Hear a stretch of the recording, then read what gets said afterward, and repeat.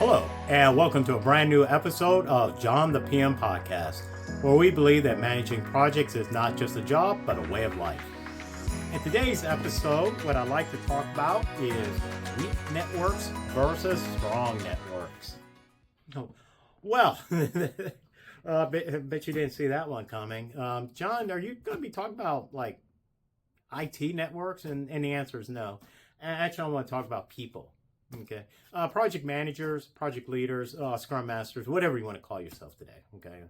You are the individual who's responsible for delivering the project. That's what I'm referencing here on those areas. One thing that you need to have is a strong and viable network.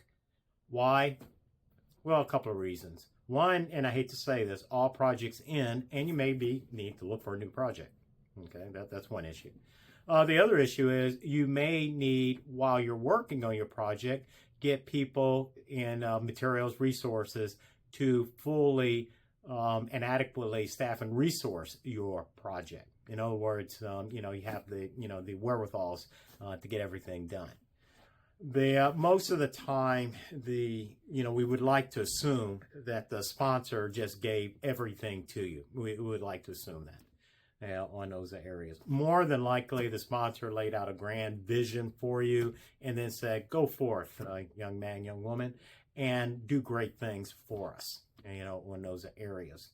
You get back to your desk, you go through your planning, your plans are all approved, everybody's super excited, they say go. And then after you get you're super stoked now, you can go, you can start doing your job, in those areas, things are thrilled. And then you look to your left and you look to your right and you realize there is no one there except you. Now you have to kind of figure it out. And what you have to do is to tap into that network in order to find the resources and the people, resources in terms of people and material, in order to deliver that project. There are two types of networks, strong networks and weak networks. Strong networks we can consider as your primary resources. In other words, let's look at this from a family perspective. Your brother, your sister, your mother, your father, your daughter, your son. Okay, so your core family. In other words, you're just like one of. Okay, look at this from a friendship.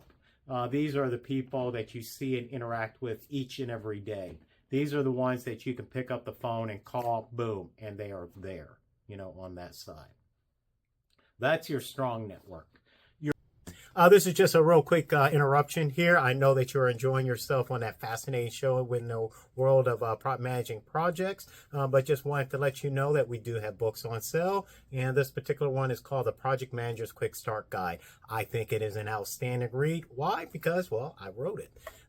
But on a serious note, it is really meant for those who are brand new in the world of managing projects, or let's say that you're mentoring a young individual, a young go-getter, and they have the very, very first project and you want to set them up for success.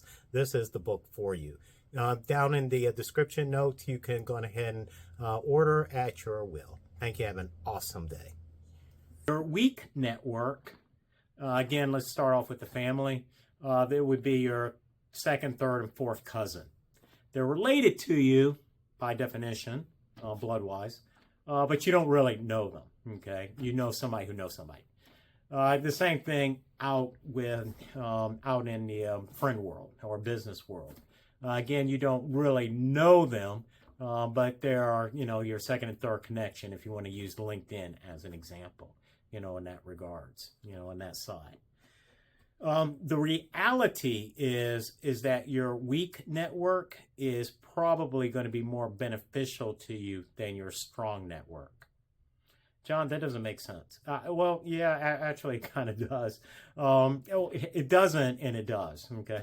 So one thing I do want to kind of make mention is that usually people learn this through life experience.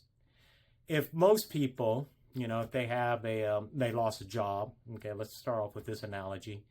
And they lost their job, they came in, they got a pink slip, or they were told they're laid off, or there was a merger acquisition. Something happened. Okay, so your employment was therefore terminated, in that regards. Most people call up their strong network and they say, hey, Can you give me a job?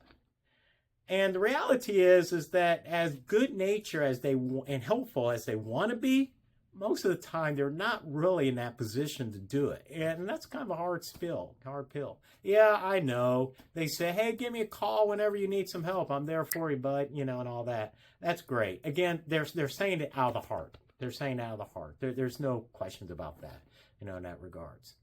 What I have found to be even stronger was not necessarily to burden my strong network, but to ask my strong network, hey, do you know someone who can help me? Boom.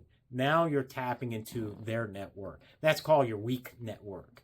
And that weak network is even broader than your strong network.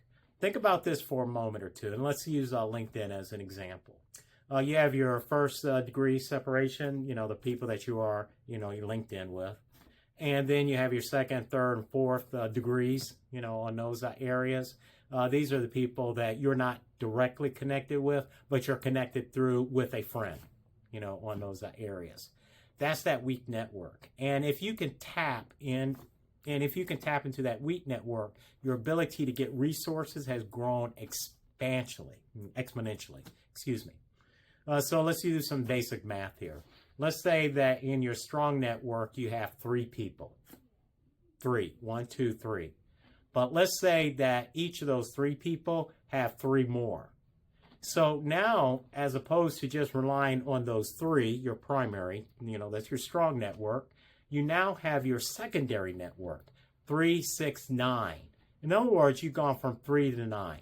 Now, obviously, I'm using just, small numbers.